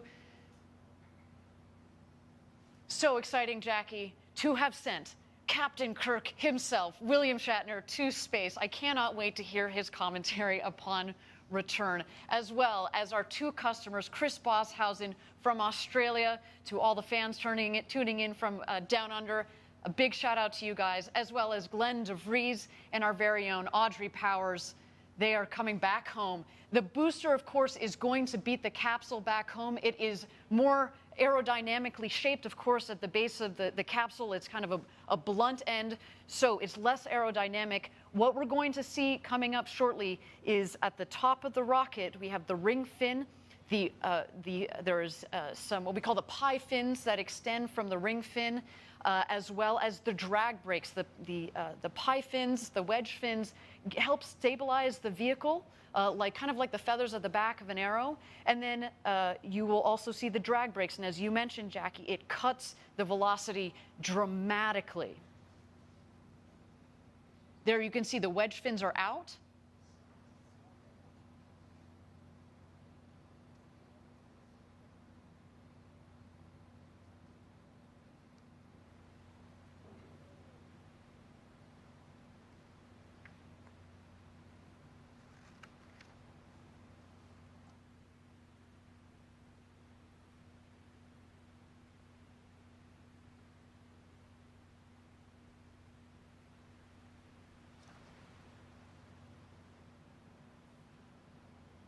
Here we see the descent. We are going to expect the BE-3 engine to relight just at about 3,600 feet or about 1,200 meters above ground level. Let's wait for that now. The drag brakes have deployed.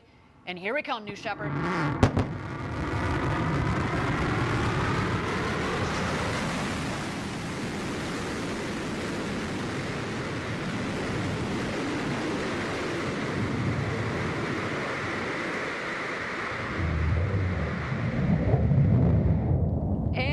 Touchdown. Welcome back, New Shepard. The fourth flight to space and back for that vehicle provided a beautiful flight to space for our second human crew.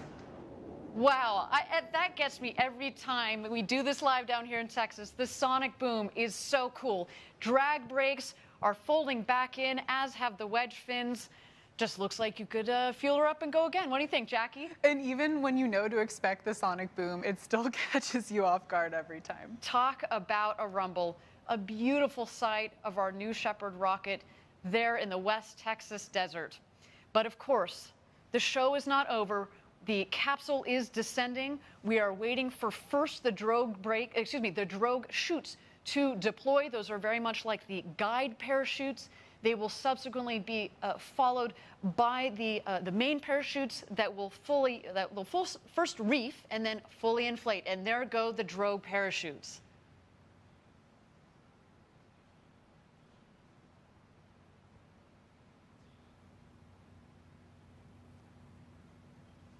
And here come the mains. Whew, what a flight.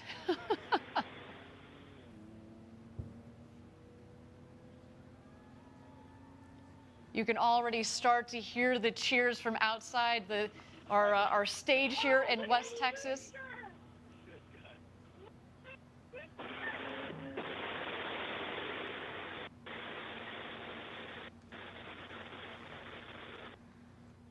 after a piece of podcola.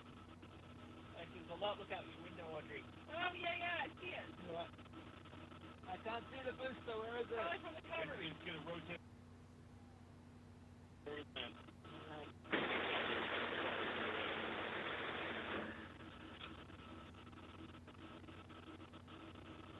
I want to find that pod and take it home. How about that, guys? How about that, guys? That was unlike anything they described. All right, we got less than 1,000 feet. All right. Raise. Let's down.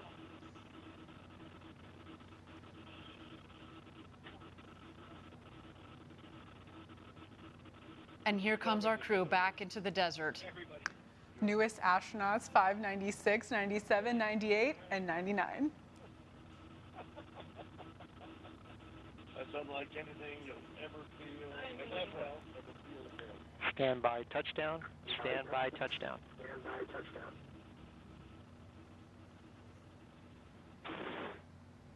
And capsule touchdown.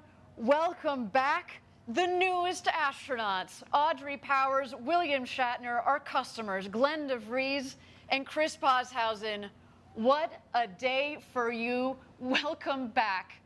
I cannot wait to talk to them, Jackie, and just get what they experienced up there this morning. What a clean and beautiful flight from the rocket for our astronauts. What an absolutely stunning flight. And I also loved hearing that audio of them on their way back about how this experience was for them, and I can't wait to hear their stories. Well, you heard William Shatner say, this is like nothing I've ever experienced before. So coming from a man who in theory has experienced space Who for has decades. gone warp speed and traveled the entire intergalactic universe. This was like nothing he's ever seen before. What a day for our astronauts. So now our team is preparing landing safety operations and recovery of our astronauts from the crew capsule. We'll be on the ground at the landing site to follow the action in just a bit, maybe even talk to the world's newest astronauts. Some absolutely breathtaking stuff. And I'll note that you're going to see our the recovery team show up very shortly because we actually send them out before the capsule has landed, because through our modeling, we get by now we're very, very good at analyzing where the capsule is going to come down, given where we know on that landing. exactly where the winds are. And so we're going to see the recovery team come out there, and of course they will also be joined by some of their friends and family to watch as they emerge from the capsule. Let's check out these beautiful shots of our 4 astronauts there in the Texas desert after having gone up over the Kármán line and back.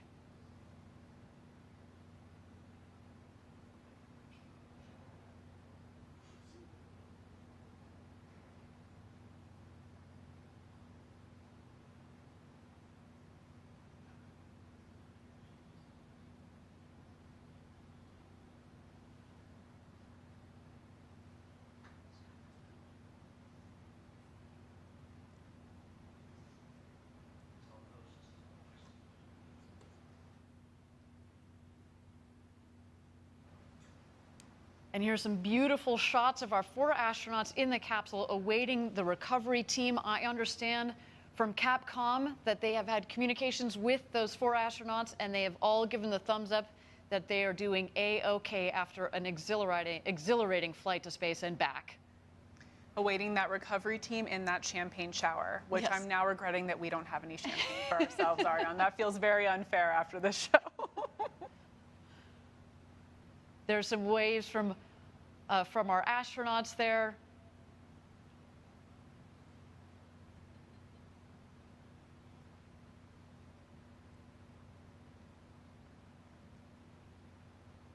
And there in the foreground, you see the capsule, the background, their ride to space, the new Shepard booster. Again, that booster has flown to space and back 4 times with this flight. And coming to get them is the recovery crew.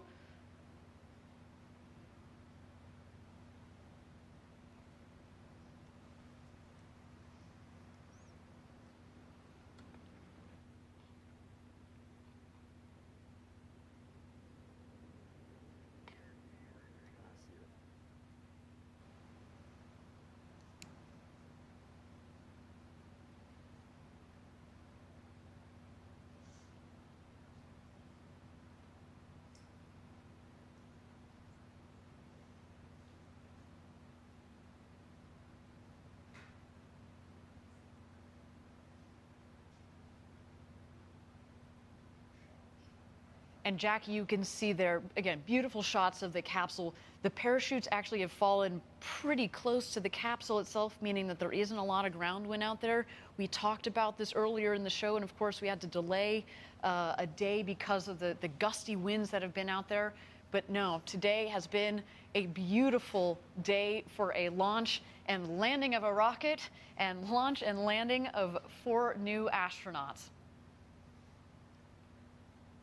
I know we were talking to Chris a couple days ago, and he actually flew that USB full of music from around the world to space. As you mentioned, he's a DJ. So, of course, we have our new astronauts. We have our Club for the Future postcards that have just returned from space. And, of course, you know, some of the personal items like this awesome USB full of music. I wish we could be playing some of that right now. Well, you probably will soon. Actually, Yes. you know, as we mentioned, Chris Bosshausen has kind of a side gig as a DJ, DJ Crispy, and he actually released an album on Friday, and I can't wait to see what he does with that music. Some musicians on board too. Of course, William Shatner. Everybody knows him as an actor. He also sings. I think that's one of the most beautiful things about what we're doing at Blue Origin. Again, opening the door to more people to go to space. Yes, the scientists, yes, the engineers, but now the artists, poets, singers, DJs, let's just see what they create coming out of this experience. We have said it before, going to space changes you. We've talked about the overview effect, and I can't wait to see how the stories that come out of, and the art that comes out of this. All right, we now have Sarah Knight going around the capsule, getting the thumbs up from each of our astronauts.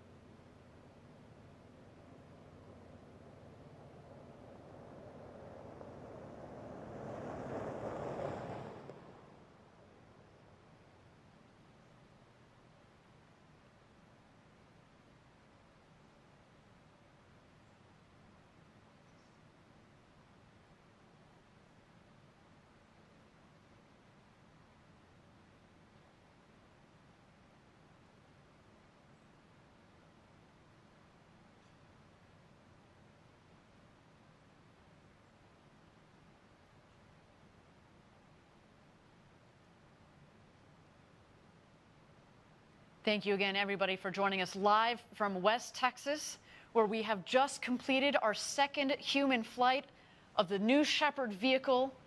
Our crew on board, the great William Shatner, now who has become the oldest person to have ever flown to space at the ripe age of 90 years old, our very own Audrey Powers, as well as our 2 customers, Glenn DeVries and Chris Bosshausen. Our recovery crew is out there and is about to open the hatch.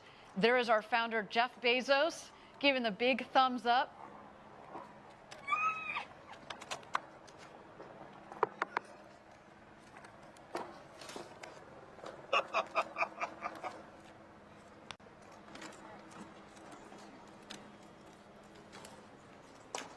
This looks like a familiar shot I remember seeing recently. Yes. I'm very happy. Woo!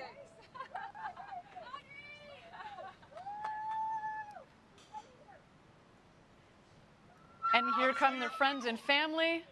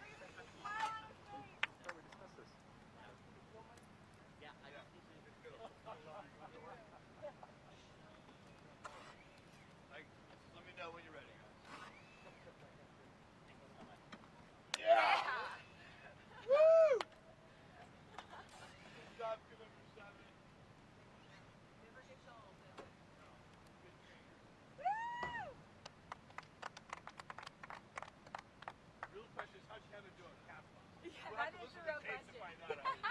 I don't know. My cap We'll have to see. Yeah, thank you. Thank you. That's right.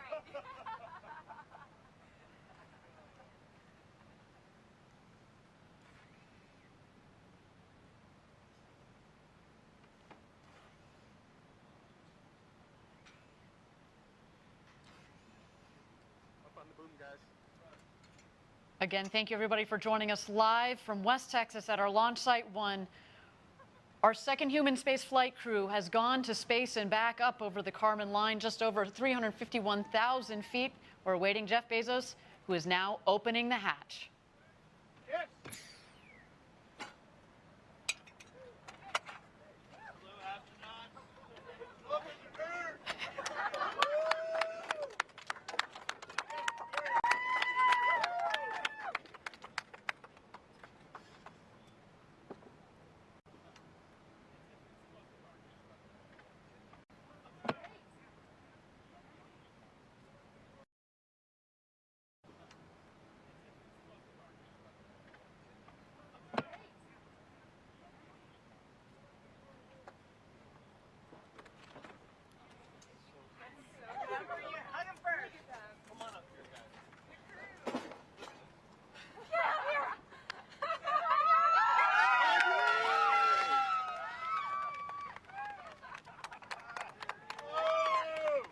There's Audrey Powers, a big hug from her sister. Captain Kirk himself, the great William Shatner.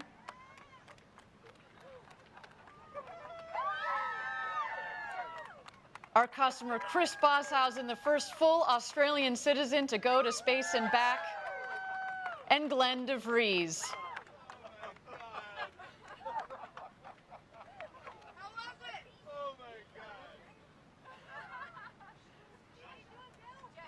Some big hugs from their loved ones. In a way, it's indescribable. In a way, it's indescribable. I love it. That's what I thought. You have to work on it. It's so hard to describe. You have to work on it because not only is it different than what you thought, it happens so quickly. You know what the impression I had that I never expected to have is you're shooting up and this blue sky. Come here. I want one.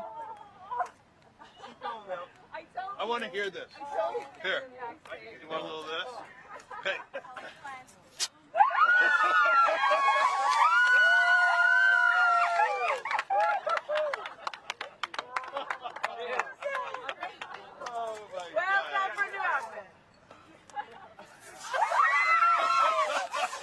The champagne showers have begun. Smiles all around.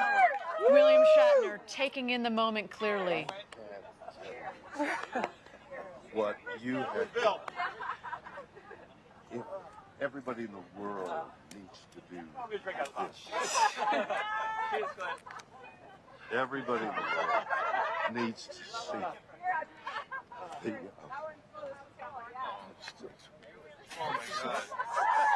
it was unbelievable.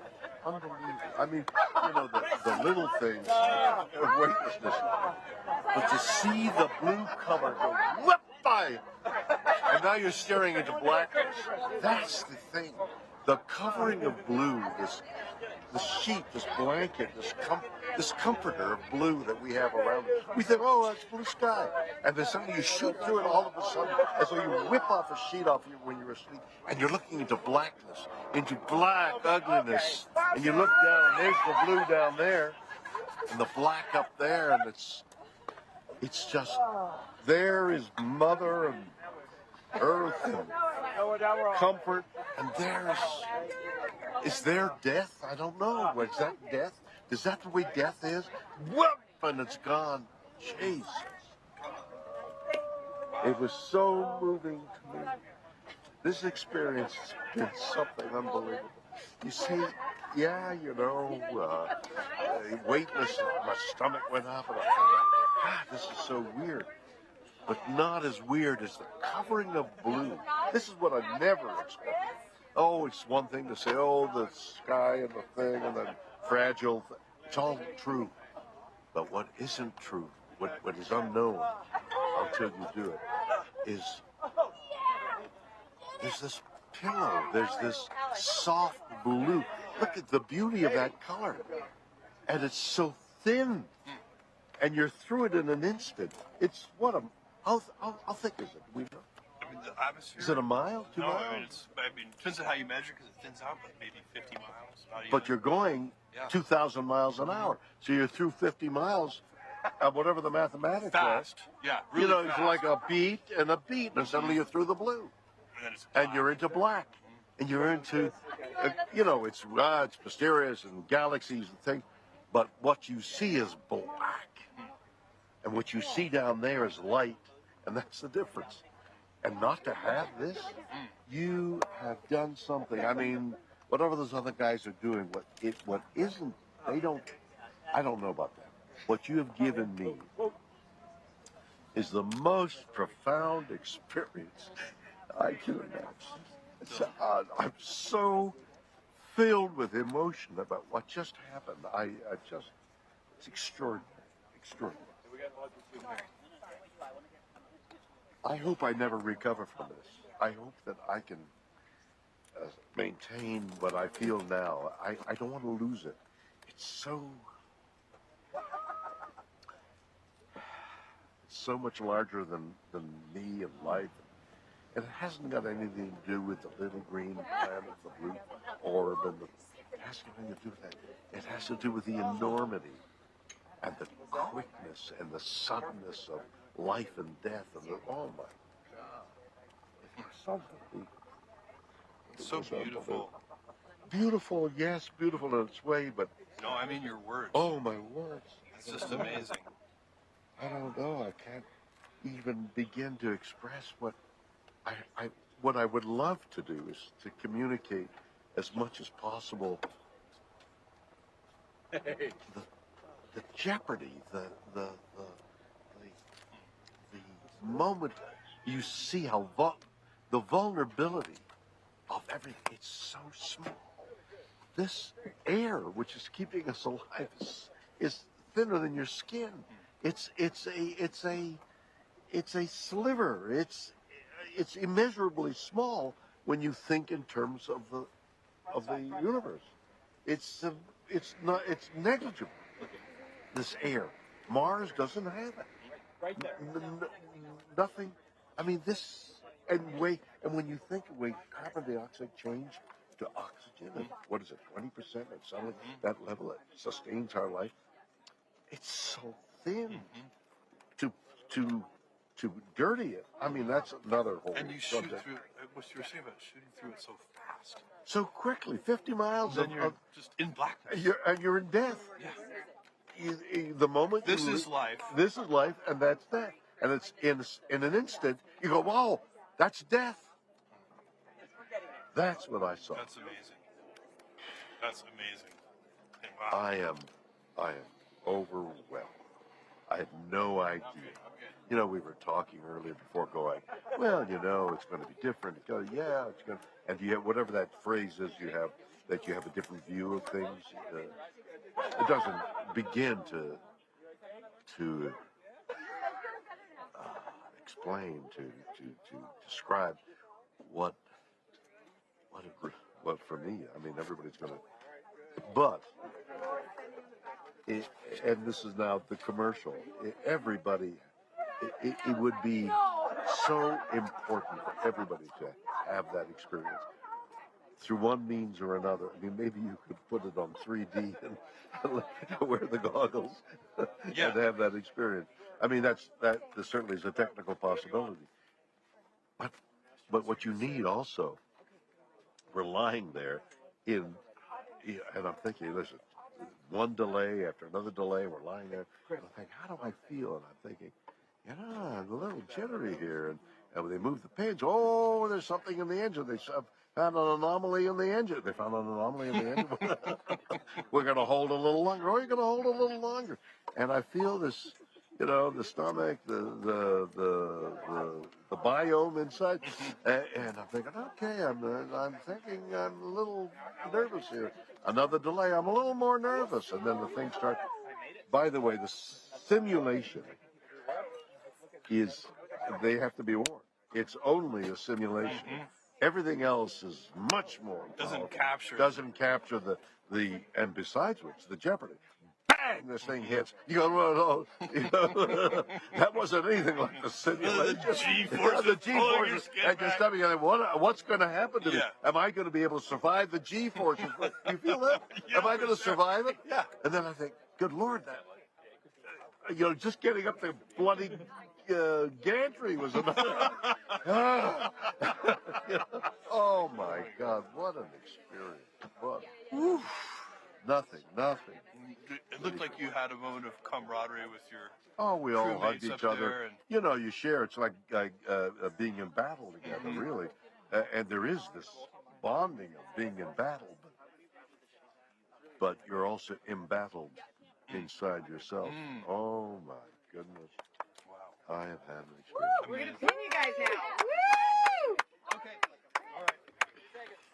Bill. Wow. Remember that conversation we had about it not being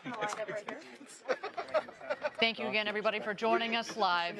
Our second New Shepard astronaut crew has made it home. We just heard some wonderful words from William Shatner, Captain Kirk, who finally had the opportunity to go to space. He became the oldest person to have ever flown to space at the age of 90, if you can believe it. He, of course, went up there with our very own Audrey Powers, our two customers, Glenn DeVries and Chris Bosshausen.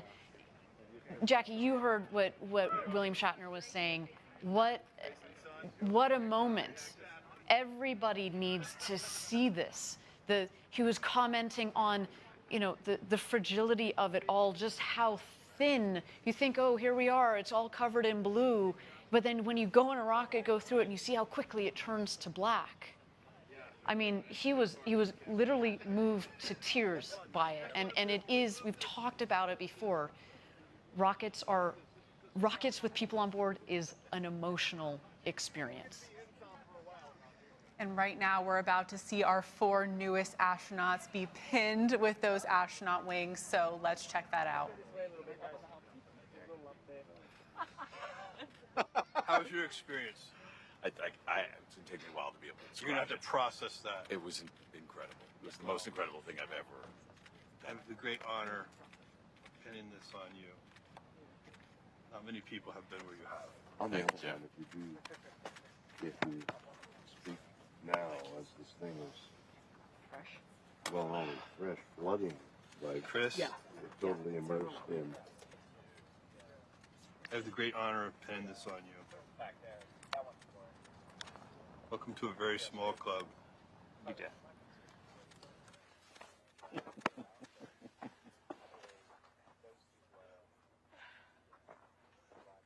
Bill, it's my real honor to pin this on you.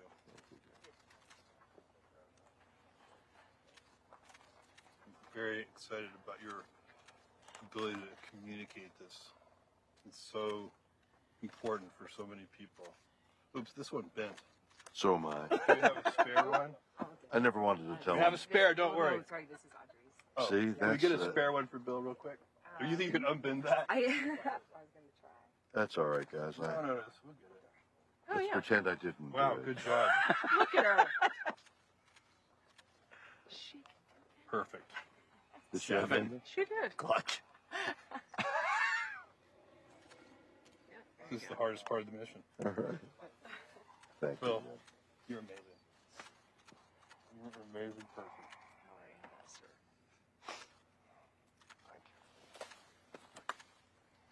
Audrey, you are so deserving of this. Thank you.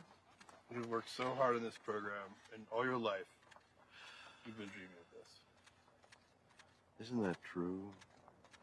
What a gift. Sorry, these things are tricky. I can see. I have more sympathy for Jeff Ashby now. Poor guy. He had to do it in front of a big crowd. It's just that the Nomex is very tough. Oh, that's true. It's like really. fight you. There you go. I heard it. I heard it. That's snap. Congratulations. Jeff, thanks so much. Okay, guys, we have 4 astronauts before you.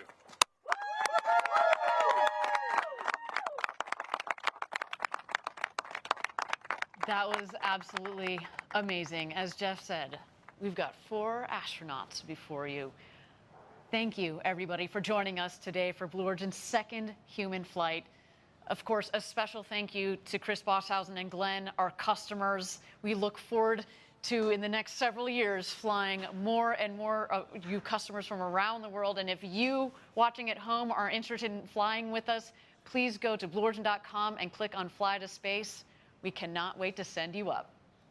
Jackie, thank you so much for spending this time this morning on the desk with you. It was so much fun. Thank you, Ariane. It was an incredible day, and I cannot wait to hear the stories from these astronauts, especially Audrey. I'm so excited to see her, give her a big hug, and hear how her experience was. Absolutely, and we already heard from William Shatner and how he's still trying to find his words, and certainly Glenn and Chris, who have vowed as well to share the story with the rest of the world.